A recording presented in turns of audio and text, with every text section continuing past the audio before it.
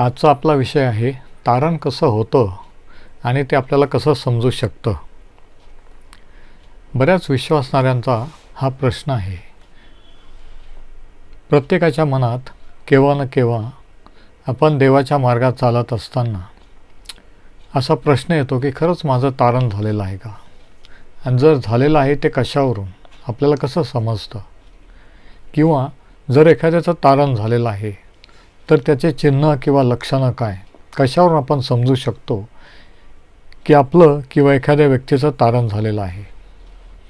आता ही ख्रिस्ती जीवनातली एक मूलभूत गोष्ट आहे, आणि हे जर आपल्याला याची खात्री झाली नाही तर आपण विश्वासात स्थिर होऊ शकत नाही. आणि म्हणूनच याविषयी योहानाने त्याचं पहिलं पत्र लिहिलेलं आहे. योहानाच्या पहिल्या पत्रामध्ये जवळजवळ 40 वेळा कळणे, कळावे, समजणे, समजतो असे शब्द आलेले आहेत. पहिले योहान याचा 5वा अध्याय आणि वचनं 11 ते 3 आपण जरा पाहू. या ठिकाणी योहान लिहितो, ती साक्ष हीच आहे की देवाने आपल्याला सार्वकालिक जीवन दिले आहे, आणि हे जीवन त्याच्या पुत्रामध्ये आहे. ज्याला तो पुत्र आहे त्याला जीवन आहे, ज्याला देवाचा पुत्र नाही त्याला जीवन नाही. आणि आता ऐका, सार्वकालिक जीवन तुम्हाला आहे हे तुम्हाला कळावे म्हणून अंडरलाईन करा. देवाच्या पुत्राच्या नावावर विश्वास ठेवणाऱ्यांना तुम्ही हे लिहिले आहे. म्हणजे हे पत्र योहानाने का लिहिलेलं आहे की आपल्या ठाई सार्वकालिक जीवन आहे, आपल्याला मिळालेलं आहे, आपलं तारण झालेलं आहे, पापांची क्षमा झालेली आहे, याची आपल्याला खात्री व्हावी म्हणून. काही वेळेस आपल्याला ह्याविषयी शंका येते, नाही का, आणि म्हणूनच योहानाने हे लिहिलेलं आहे. आता पहिली गोष्ट आपण हे बघू की माणसाचं तारण कसं होतं, किंवा सार्वकालिक जीवन आपल्याला कसं मिळतं. 5व्या अध्यायाचं पहिलं वचन बघा. पहिले योहान 5 आणि वचन 1. येशू हा ख्रिस्त आहे असा जो कोणी विश्वास धरतो तो देवापासून जन्मला आहे. म्हणजे देवापासून कोण जन्मलेला आहे? जो असा विश्वास धरतो की येशू हा ख्रिस्त आहे. येशू या शब्दाचा अर्थ तारणारा, आणि ख्रिस्त या शब्दाचा अर्थ अभिषेक असलेला. येशू ख्रिस्त म्हणजे अभिषेक असलेला, तारणारा, की तो आपला तारणारा आहे, मसीहा आहे, देवाने पाठवलेला, देवाचा अभिषेक आहे, असा जो विश्वास धरतो तो देवापासून जन्मला आहे, असं योहान त्या ठिकाणी लिहितो. म्हणजे आपलं तारण कसं होतं? ज्यावेळेस आपण प्रभू येशू ख्रिस्त हा तारणारा आहे हा विश्वास ठेवतो तेव्हा. आणि हेच प्रेषितांच्या कृत्याच्या 16व्या अध्यायात म्हटलेलं आहे की प्रभू येशूवर विश्वास ठेव म्हणजे तुझे व तुझ्या घराण्याचे तारण होईल. प्रेषितांचे कृत्य 16 आणि वचन 31. म्हणजे आपलं तारण हे विश्वासाने होत असतं, प्रभू येशूवरील विश्वासाने, काही केल्याने नाही. इफिसकरास पत्र याच्या 2ऱ्या अध्यायात पाऊल इफिसकरांना असं लिहितो की तुमचे तारण कृपेनेच विश्वासाच्या द्वारे झालेले आहे. म्हणजे पहिली गोष्ट ही की तारण प्रभू येशूवर विश्वास ठेवल्याने की तो तारणार आहे. दुसरी गोष्ट विश्वासाने होतं. तिसरी गोष्ट तारण हे कृपेने होतं. तारणाच्या कोणीही लायक नाही, तुम्ही नाही, मी नाही, पण ही देवाची कृपा आहे. त्याच्या कृपेमुळे सर्व काही आहे. तर इफिस 2 वचन 8 आणि 9 मध्ये पाऊल असं लिहितो की तुमचे तारण कृपेने विश्वासाच्या द्वारे झाले आहे, आणि हे तुमच्या हातून झाले नाही, तर हे देवाचे दान आहे किंवा देणगी आहे. हे कर्म केल्याने झालेलं नाही आहे. म्हणजे ह्या ठिकाणी इफिस 2, 8 आणि 9 मध्ये तारण कसं होतं आणि कसं होत नाही हे सांगितलेलं आहे की ते कृपेने विश्वासाने होतं. आता देवाने कृपा सर्वांवर केलेली आहे. प्रभू येशू ख्रिस्ताचं मरण हे सर्व जगासाठी झालेलं आहे, पण सर्वच त्याच्यावर विश्वास ठेवतात असं नाही. पण जे त्याच्या कृपेवर विश्वास ठेवतात त्यांचं तारण होतं. ते कर्माने होत नाही, आपण देवासाठी काही केल्याने होत नाही, तर त्याने आपल्यासाठी काय केलेलं आहे त्याच्यावर विश्वास ठेवल्याने होतं. ही पहिली गोष्ट. आता दुसरी गोष्ट ही की तारण कसं झालेलं आहे हे आपण कसं समजू शकतो, कशावरून समजू शकतो.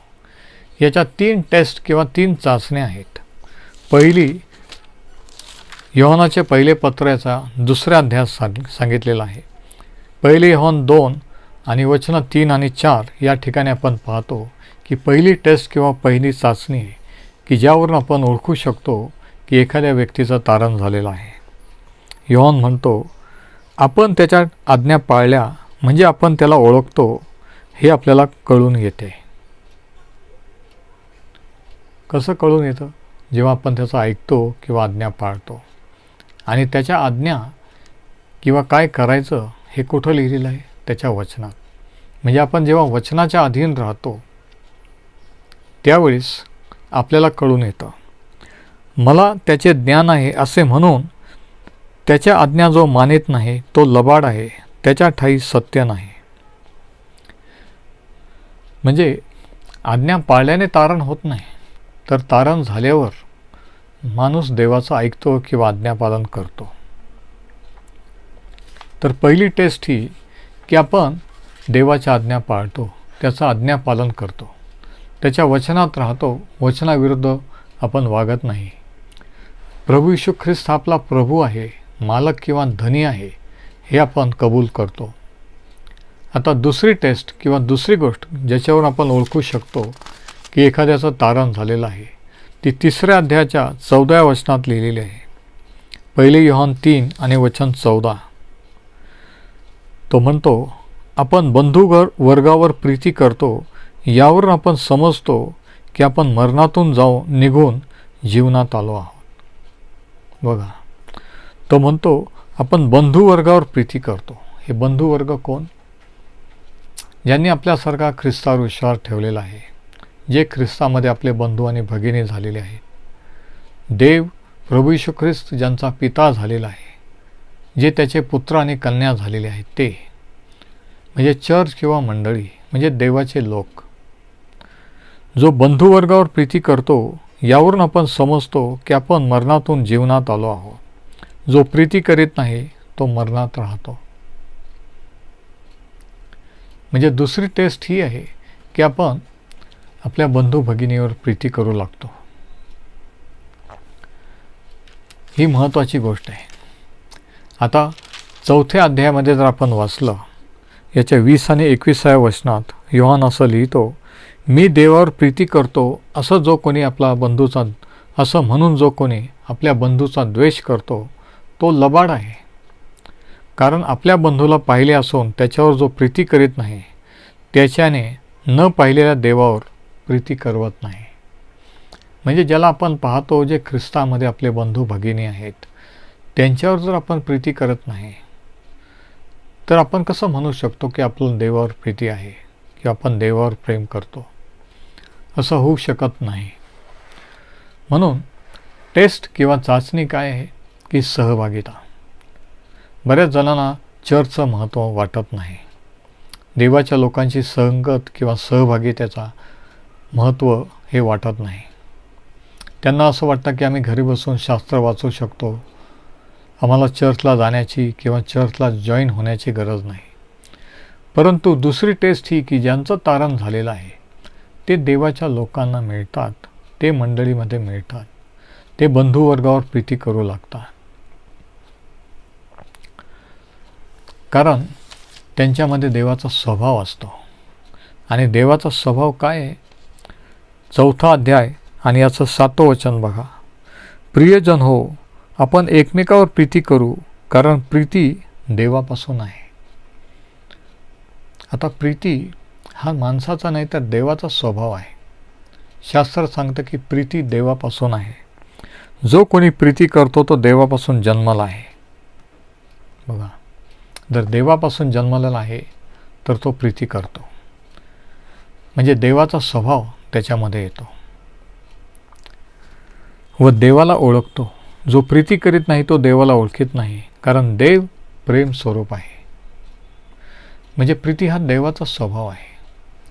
आणि बापाचा स्वभाव मुलामध्ये येतो केव्हा येतो? ज्यावेळेस तो बापापासून जन्म घेतो. फक्त नाव लावल्याने ते होत नाही. तो स्वभाव येण्यासाठी त्या कुटुंबात जन्म घ्यावा लागतो.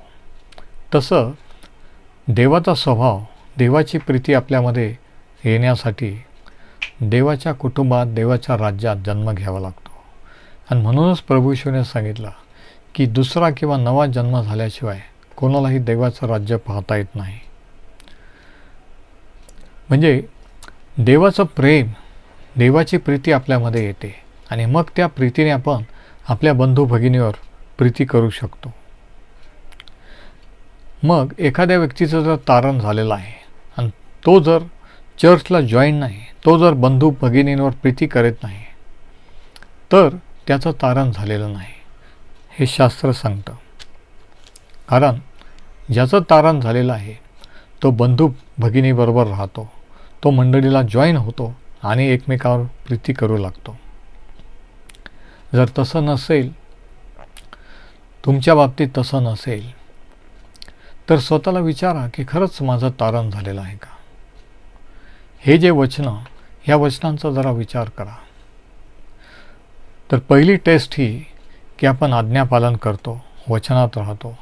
दुसरी टेस्ट ही की आपण सहवासात किंवा सहभागितेत राहतो देवाच्या लोकांच्या मंडळीच्या. आणि तिसरी टेस्ट 13 वचनासह 11 ते 13 मध्ये सांगितलेली आहे. पहिले योहान 5 आणि 11 ते 13. ती साक्ष हीच आहे की देवाने आपल्याला सार्वकालिक जीवन दिले आहे. देईल नाही तर दिले आहे. आणि हे जीवन त्याच्या पुत्रामध्ये आहे. ज्याला तो पुत्र आहे त्याला जीवन आहे, ज्याला देवाचा पुत्र नाही त्याला जीवन नाही. म्हणजे सार्वकालिक जीवन देवाने दिलं, पण माध्यम कोण आहे? प्रभू येशू ख्रिस्त, देव जो पुत्र. आणि त्याला जेव्हा आपण आपल्या जीवनात स्वीकारतो, विश्वास ठेवतो, त्यावेळेस त्याचं जीवन आपल्यामध्ये येतं, त्याची प्रीती आपल्यामध्ये येते. आणि मग 13 वचन बघा, सार्वकालिक जीवन तुम्हाला आहे हे तुम्हाला कळावे म्हणून. कळावे म्हणून अंडरलाईन करा. म्हणजे आपल्याला कळू शकतं का? तुम्हाला मला कळू शकतं का? हो. तो म्हणतो की सार्वकालिक जीवन तुम्हाला आहे हे तुम्हाला कळावे म्हणून देवाच्या पुत्रावर, नामावर विश्वास ठेवणाऱ्या तुम्हाला मी हे लिहिले आहे. म्हणजे तिसरी टेस्ट कोणती? की देवाची आणि त्याच्या पुत्राशी म्हणजे प्रभू येशूची आपलं नातं असतं. आपलं नातं जोडलं जातं. फक्त काहीतरी प्रॉब्लेम आहे, काहीतरी गरज आहे म्हणून आपण प्रार्थना करीत नाही किंवा चर्चला जात नाही. काहीतरी पाहिजे म्हणून आपण त्याच्याकडे जात नाही. तर एक नातं जोडलं जातं. तो आपला पिता, आपण त्याचे पुत्र आणि कन्या होतो. आणि हे नाते संबंध जोडले जातात. आणि तारण झाल्यानंतर हे नातं जोडलं जातं. म्हणजे तारण झालं हे कशावरून समजतं? की देवाशी आपलं नातं असतं. असं देवाशी, त्याच्या पुत्राशी आणि असं आपल्या बंधू भगिनींशी, एकमेकांशी. तर ह्या 3 टेस्ट आहे की ज्याच्यावरून आपण समजू शकतो की आपलं तारण झालेलं आहे किंवा नाही. आणि म्हणून जर तुम्हाला खात्री नसेल, जर तुम्हाला तारणाचा अनुभव नसेल, तर ही वेळ आहे, आजचा दिवस आहे. त्याचं वचन सांगतं की पहा, तारणाचा दिवस आजच आहे, आत्ताच वेळ आहे. हा कृपेचा काळ आहे. देवाने अजून त्या कृपेचं दार बंद केलेलं नाही. आणि म्हणून अजूनही तुम्ही त्याच्याकडे वळू शकता. पश्चाताप करा. प्रभू येशू ख्रिस्त हाच तारणारा आहे. त्याच्याशिवाय दुसरा कोणी नाही. तारण दुसऱ्या कोणाकडे नाही, शास्त्र सांगतं. कारण आकाशाखाली मनुष्यामध्ये दुसरं कोणतंही नाव दिलं गेलं नाही की ज्याच्यामध्ये तारण आहे. धर्म अनेक नावात आहेत, पण तारण फक्त एकाच नावात आहे, एकाच व्यक्तीच्या द्वारे आहे. आणि तो म्हणजे प्रभू येशू ख्रिस्त.